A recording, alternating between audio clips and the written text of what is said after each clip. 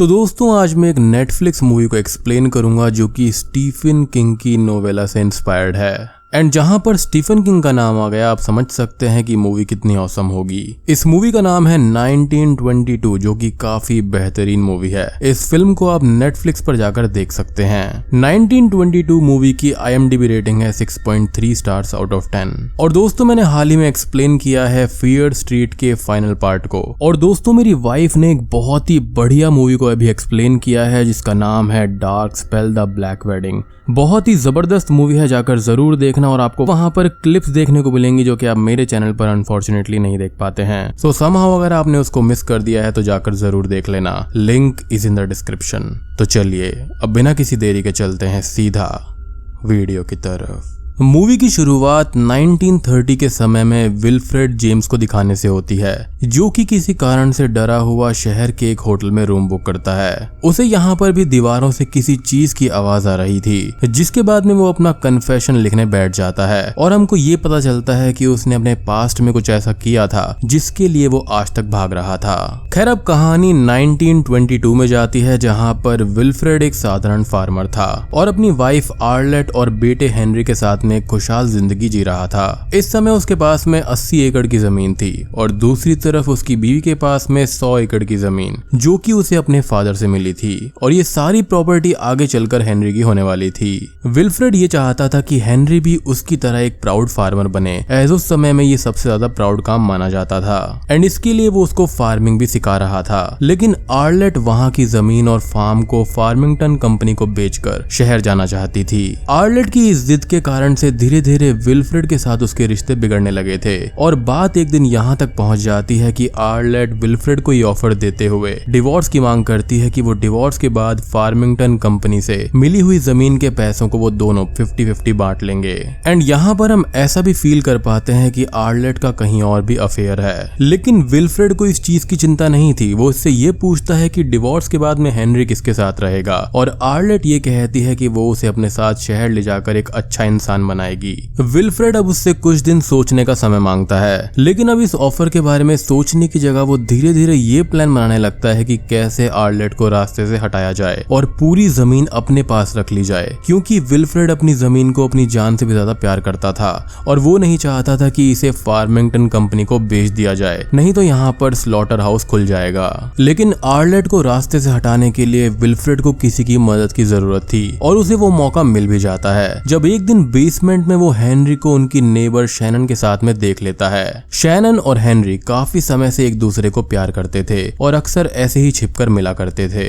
लेकिन विल्फ्रेड उसे कुछ भी नहीं कहता, लेकिन वो धीरे धीरे हेनरी को ये कहकर भड़काना शुरू कर देता है कि अगर शैनन के बारे में उसकी माँ को पता लग गया तो वो उन्हें फिर से कभी भी मिलने नहीं देगी और उसे यहाँ की जमीन बेचकर शहर ले जाएगी। विल्फ्रेड हेनरी के साथ ये प्लान भी शेयर कर देता है कि वो आर्लेट को उन दोनों के रास्ते से हटाना चाहता है। अगली शाम विल्फ्रेड आर्लेट से ये कहता है कि वो जमीन बेचने के लिए तैयार है, जिसके बाद में आर्लेट एकदम खुश हो जाती है और बहुत ही ज्यादा ड्रिंक करने लगती है। वो हेनरी को भी अपने पास बुलाती है और उसे बताती है कि उसे शैनन के बारे में सब पता है। आर्लेट शराब के नशे में शैनन को काफी अब्यूज करती है, जिससे गुस्सा होकर हेनरी अंदर चला जाता है। अब आर्लेट ने यहाँ पर इतना ज्यादा ड्रिंक कर लिया था कि उसे होश ही नहीं था, जिसके कारण से विल्फ्रेड उसे उठाकर उसके रूम में ले जाता है। विल्फ्रेड के लिए एकदम सही मौका था आर्लेट को खत्म करने का और वो इसके लिए हेनरी की मदद मांगता है। हेनरी इस समय इतने गुस्से में था और वो भी इस काम के लिए मान जाता है। हेनरी अब तकिए से आर्लेट का मुंह दबा देता है और विल्फ्रेड चाकू से उसका गला काट देता है। वो दोनों अब आर्लेट की बॉडी को बिस्तर में बांधकर उन्हीं के कुएं में फेंक देते हैं जो कि काफी समय से सूखा पड़ा हुआ था। और इसके बाद में विल्फ्रेड हेनरी के साथ मिलकर रात में ही घर के अंदर से मर्डर के सारे सबूत मिटा देता है।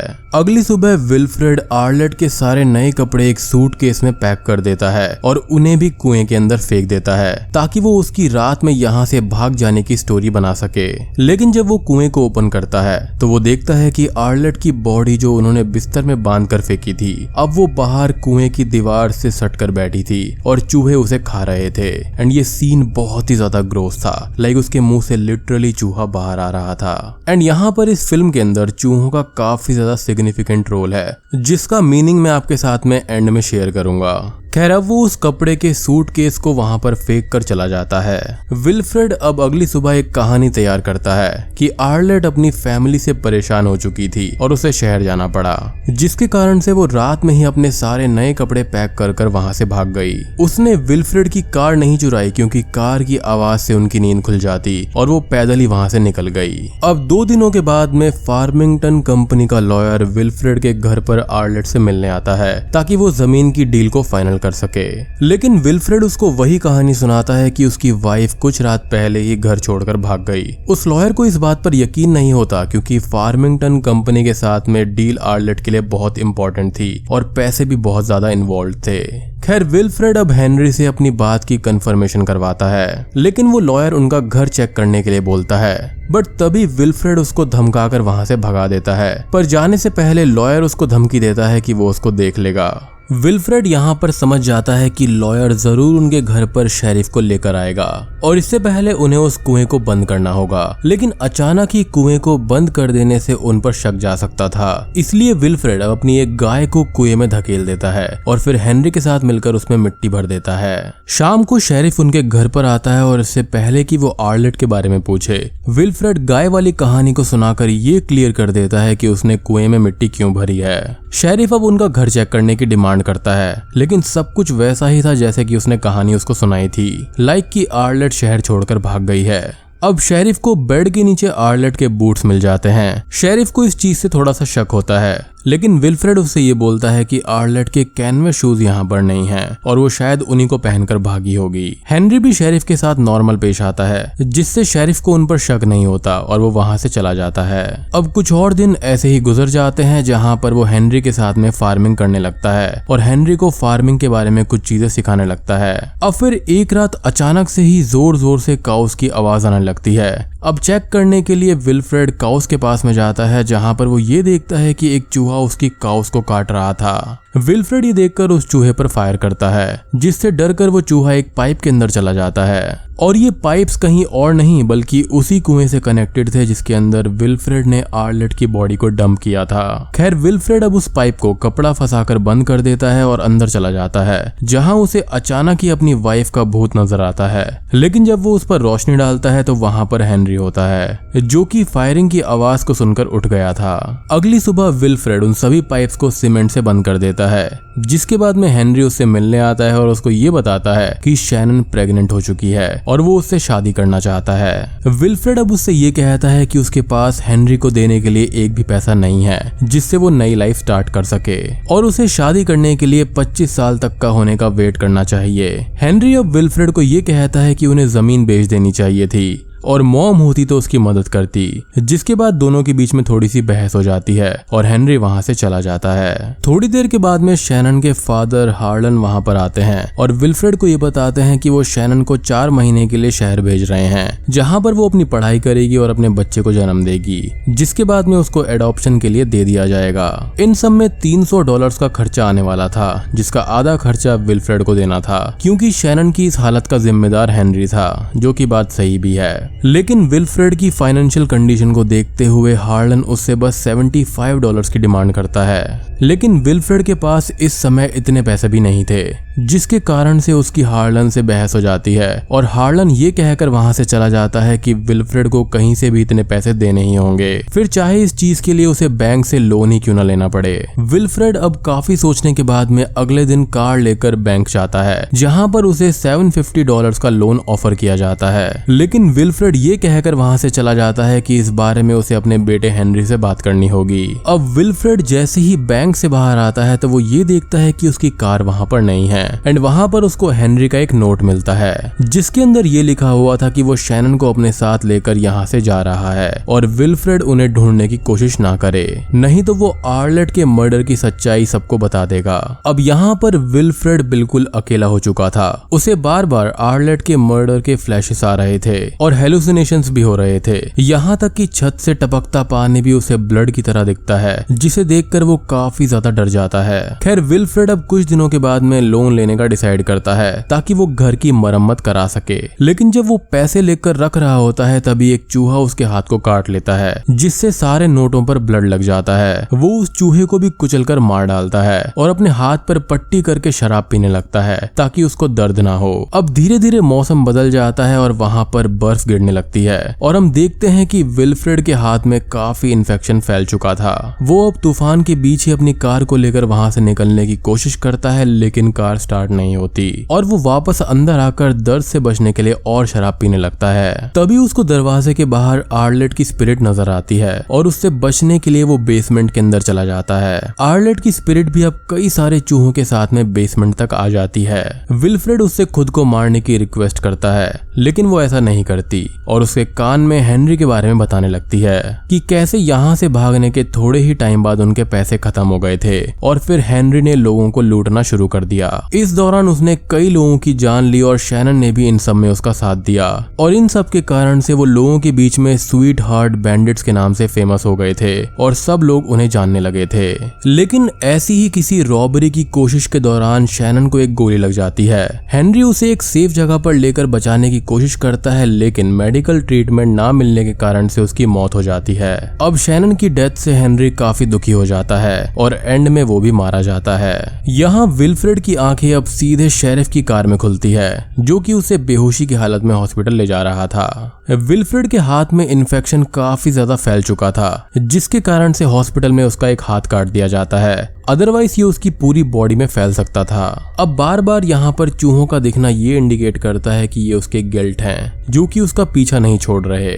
यहाँ पर किसी आर्लेट की स्पिरिट ने उसको ये बात नहीं बताई कि उसके बच्चे के साथ में क्या हुआ, बल्कि असल में हो सकता है कि उसने किसी न्यूज़पेपर कटिंग या फिर किसी से ये चीज सुनी होगी, क्योंकि वो लगातार अल्कोहल पी रहा था एंड काफी ज्यादा मात्रा में पिल्स भी ले रहा था। तो हो सकता है कि वो डिल्यूजनल हो गया होगा, जिसके कारण से उसको ऐसा लगा होगा कि आर्लेट की स्पिरिट ने उसको ये सारी बातें बताई है। खैर, अब हॉस्पिटल के अंदर होश आने पर शेरिफ उसको ये बताता है कि उन्हें एक लेडी की सड़ी हुई लाश मिली है, जिसके कैरेक्टरिस्टिक्स आर्लेट से मैच करते हैं। कुछ टाइम पहले उसे कुछ रॉबर्स ने लूट लिया था और इसी बेसिस पर शेरिफ आर्लेट के केस को क्लोज कर देता है और जो कहानी विल्फ्रेड ने उसको बताई थी उससे ये सारी चीजें मैच कर रही थी। तो यहाँ पर बेसिकली वो अपने बीवी के मर्डर से बच गया था। अब यहाँ पर कुछ ही दिनों के बाद में हेनरी की बॉडी को भी आइडेंटिफाई करके विल्फ्रेड तक पहुंचा दिया जाता है, मीनिंग की जो बात आर्लेट की स्पिरिट ने उसको बताई थी वो सच हो गई थी। और विल्फ्रेड यहाँ पर ये देखता है कि हेनरी के चेहरे को भी चूहों ने बुरी तरह खा लिया था, जो कि ये दर्शाता है कि हेनरी ने अपनी माँ के मर्डर में साथ दिया था और उसके गिल्ट भी उसका पीछा नहीं छोड़ेंगे। विल्फ्रेड अब हेनरी का फ्यूनरल रखता है, लेकिन इस दौरान भी आर्लेट की स्पिरिट उसका पीछा नहीं छोड़ती। कुछ ही टाइम के बाद में विल्फ्रेड की हालत और भी खराब हो जाती है, जिसके बाद में वो हार्लेन यानी कि अपने नेबर के पास में अपनी जमीन को सिर्फ $500 में सेल करने का ऑफर लेकर जाता है। लेकिन हार्लेन उसे दोबारा वहां ना आने की धमकी देकर भगा देता है, क्योंकि उसके बेटे हेनरी की वजह से शैनन की जान गई थी। और स्ट्रेंज बात ये थी कि उसकी बीवी उसको छोड़कर चली गई थी। यहाँ पर इन दोनों की सिचुएशन काफी हद तक सिमिलर थी। यहाँ पर विल्फ्रेड ने जो कुछ भी किया उसका सीधा असर उसके नेबर हार्लेन पर आ गया था। खैर, विल्फ्रेड को अब पूरे घर में चूहे काफी ज्यादा परेशान करने लगते हैं। स्टोरी अब कुछ टाइम के लिए प्रेजेंट टाइम में आती है और हम देखते हैं कि उन चूहों ने अभी भी उसका पीछा नहीं छोड़ा है और उसके होटल रूम में भी कई सारे चूहे आ चुके हैं। विल्फ्रेड अब चूहों को इग्नोर करते हुए अपना कन्फेशन लिखना शुरू करता है और स्टोरी फिर से पास्ट में चली जाती है, यानी कि 1922 के समय में। अब यहाँ पर हम ये देख पाते हैं कि विल्फ्रेड $750 का जो लोन था वो वापस नहीं दे पाता, जिसके चलते बैंक उस प्रॉपर्टी को फार्मिंगटन कंपनी को ही सेल कर देती है। काश इसने आर्लेट की बात सुन ली होती तो आज ये मिलियनेयर होता। आर्लेट यहाँ पर जिंदा होती, हेनरी और शैनन भी जिंदा होते और उनका बच्चा भी उनके साथ होता। एंड हम ये देख पाते हैं कि ये ईयर 1922 का अंत होता है, जिसके बाद में वो शहर चला जाता है और लंबे समय तक एक कारखाने में काम करता है। लेकिन चूहे भी यहाँ पर उसका पीछा नहीं छोड़ते और वो इस काम को भी छोड़ देता है। विल्फ्रेड अब अपना अधिकतर टाइम शराब पीने में बिताने लगता है और जब उसको होश होता तो वो उन लोगों की फैमिली से जाकर माफी मांगा करता था जिन्हें हेनरी ने मार दिया था। यानी कि 1922 के बाद में उसने थोड़ा सा काम किया और बस यही सब वो करता रहा। एंड स्टोरी अब फिर से प्रेजेंट टाइम में आ जाती है, यानी कि होटल रूम में। और हेनरी अब तक अपने इस गिल्ट से उभर नहीं पाया था। हालांकि उसका ये मर्डर केस तो खत्म हो गया था, लेकिन वो अपने गिल्ट से आज तक उभर नहीं पाया। वो ये सारी चीजें अपने उस नोट में कन्फेस करता है। तभी वहां पर ढेर सारे चूहे आ जाते हैं, जिसके बाद में आर्लेट, शैनन और हेनरी का भूत उसके रूम में आते हैं। और हेनरी विल्फ्रेड को एक नाइफ दिखाते हुए ये कहता है कि ये जल्दी निपट जाएगा, मीनिंग कि his death will be quick. और बूम, ये मूवी यहीं पर खत्म हो जाती है। तो दोस्तों, ये थी स्टीफन किंग्स 1922 मूवी की कहानी। उम्मीद करता हूँ कि आपको ये मूवी पसंद आई होगी। अब बात करें कि यहाँ पर विल्फ्रेड का हुआ क्या, तो मूवी के अंदर तो कुछ बताया नहीं गया, लेकिन अगर हम बात करते हैं ओरिजिनल स्टोरी की, यानी कि नोवेला की, तो उसके अंदर एक न्यूज़पेपर कटिंग में ये बताया गया था कि उसकी मौत चूहों के काटने से हुई थी। और यहाँ पर भी some sort of same idea ही है कि उसकी मौत चूहों के इन्फेक्शन से हुई थी, क्योंकि काफी टाइम पहले उसके शरीर में इन्फेक्शन फैल चुका था। उसके हाथ काटने से उसकी जान तो बच गई, लेकिन उसके अंदर का गिल्ट और इन्फेक्शन अभी भी था, जिसके कारण से उसको आर्लेट, हेनरी और शैनन की स्पिरिट्स दिखाई दे रही थी। वो पूरी तरह अल्कोहल में डूबा रहता था एंड वो बहुत ज्यादा डिल्यूजनल था। उसने जो मर्डर किया उससे तो वो बच गया, लेकिन वो अपने गिल्ट से कभी भी उभर नहीं पाया और अंत में जो उसने किया था उसकी सजा उसको मिली। अगर वो आर्लेट की बात मान लेता या फिर आर्लेट को नहीं मारता तो वो बच सकता था। अब जो जमीन Farmington company million of dollars में खरीदने वाली थी, उसको उसने फ्री में ही दे दिया। लाइक वो उन $750 का इस्तेमाल भी नहीं कर पाया था, तो अल्टीमेटली उसने फ्री में ही लैंड दे दी। तो ये मूवी मुझे काफी इंटरेस्टिंग लगी। उम्मीद करता हूँ कि आपको भी वीडियो पसंद आई होगी। वीडियो पसंद आई है तो लाइक कर देना, चैनल पर नए हैं तो सब्सक्राइब कर लीजिए। तो मैं आप सबको मिलता हूँ अगली वीडियो के साथ में, तब तक के लिए स्टे